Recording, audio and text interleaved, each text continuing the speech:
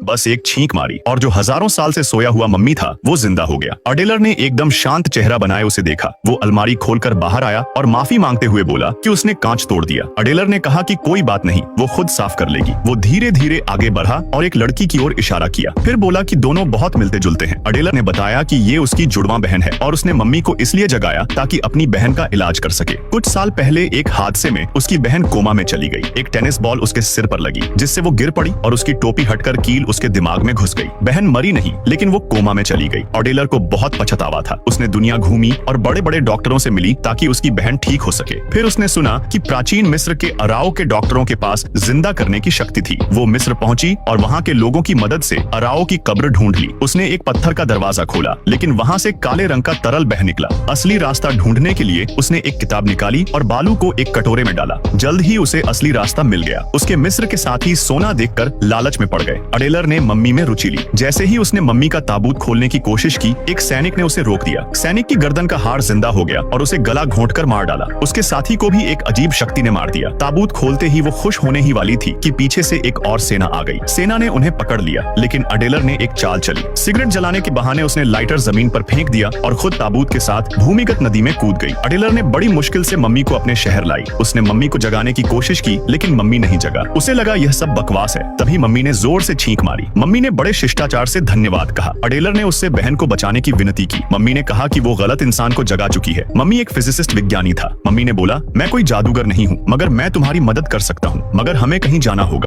Mummy के जिंदा होने के कुछ मिनट पहले लाइफ साइंसेस के एक डॉक्टर जिन्होंने आत्मा के रहस्यों को समझ लिया था, एक साइकिक पावर की मदद से मम्मी को जिंदा कर रहे थे। वो मम्मी से संपर्क स्थापित करने में सफल हुए लेकिन आखिरी स्टेप के दौरान एक ज्यादा साइकिक पावर इस्तेमाल करने की वजह से उनकी मौत हो गई। अडेलर इतनी परेशान थी कि उसे लगा प्रोजेक्ट फेल हो गया। उसने डॉक्टर को गले लगाया और रोते हुए कहा कि भले ही वो अडेलर की बहन को बचा नहीं पाए लेकिन उसे महसूस हुआ कि डॉक्टर की एनर्जी इतनी स्ट्रांग थी कि जब वो मंत्र पढ़ रहे थे तो ऐसा लगा जैसे आसपास के सारे मरे हुए लोग जिंदा हो गए। मम्मी के जिंदा होने के बाद अडेलर को तुरंत फिर से उम्मीद मिल गई। उसे पता चला कि फिरौन की मम्मी भी नेशनल एग्जीबिशन में है तो उसके डॉक्टर भी वहीं होंगे। वो तुरंत एनर्जी से भर गई और तुरंत निकलने का फैसला किया। इस पल सूट पहना मम्मी एक मोटे आदमी से रास्ता पूछ रहा था जिससे मोटा आदमी बेहोश हो गया और अडेलर भागते हुए मम्मी से कहती है कि किसी से भी ऐसे बात न करें वरना प्रॉब्लम हो जाएगा। मम्मी ने शिकायत की कि वो 5000 साल से कब्र में था और बाहर आकर 5 मिनट तक हंसना चाहता है। फिर वो लोहे के गेट पर पहुंचे और लॉक देखकर रुके। मम्मी ने अपनी उंगली से इशारा किया और ताला खुल गया। फिर वो मम्मीज की एग्जीबिशन हॉल में घुसे और फिर सिक्योरिटी गार्ड्स से मुलाकात हुई। मम्मी ने एक मंत्र पढ़ा और गार्ड्स सो गए। अडेलर से रहा नहीं गया और उसने कहा, तुम लोगों को उठाते नहीं हो लेकिन बेहोश करने में एक्सपर्ट हो। आगे जाकर उन्होंने आखिरकार सोए हुए फिरौन से मुलाकात की। 5000 साल से सोए हुए फिरौन ने अपने ताबूत से उठकर अंगड़ाई ली। मम्मी ने जल्दी से अडेलर का परिचय दिया जिसने सबको जिंदा किया था लेकिन उसे एक मदद चाहिए थी। अडेलर को फिरौन के पर्सनल डॉक्टर को अपनी बहन के इलाज के लिए उधार लेना है। फिरौन खुश नहीं हुआ। उसने बोला, तुमने मुझे इतनी मामूली बात के लिए क्यों जगाया? अडेलर ने फिरौन को अपनी बहन की तकलीफ के बारे में बताया तो वो रोने लगी और मम्मी उसे चुप कराने के लिए आगे बढ़ा। उसने फिरौन की तरफ मिन्नत भरी नजरों से देखा। तब फिरौन ने अपने पर्सनल डॉक्टर को बुलाया। अडेलर ने फिरौन को धन्यवाद कहा। डॉक्टर ने स्थिति का करीब से मुआयना किया और बहन की बीमारी की वजह बताई। उसने जोर देकर कहा कि अगर वो हैडपिन हटा दी गई तो वो मर जाएगी। अडेलर ने गुस्से में डॉक्टर पर हत्या का आरोप लगाया लेकिन मम्मी ने उसे रोक दिया। उसने अडेलर से कहा कि डॉक्टर के काम में दखल ना दे। फिर उन्होंने हजारों साल पुराने गुप्त मरहम को डिस्प्ले केस से निकाला। उसके बाद उन्होंने बहन को एक स्टैंड पर लिटाया। उन्होंने उसकी बहन के घाव पर कई महंगे मसाले डाले। उसके बगल में रखी मम्मी से सफेद कपड़ा निकाला और लड़की को पट्टी बांधी। डॉक्टर का काम होने के बाद अडेलर भागकर अपनी बहन को देखने गई जिसने कुछ बार चीखने के बाद अचानक उठकर बैठ गई। उसने अडेलर को बताया कि उसने टेनिस बॉल बहुत जोर से मारा था। अडेलर ने खुशी से अपनी बहन को गले लगाया।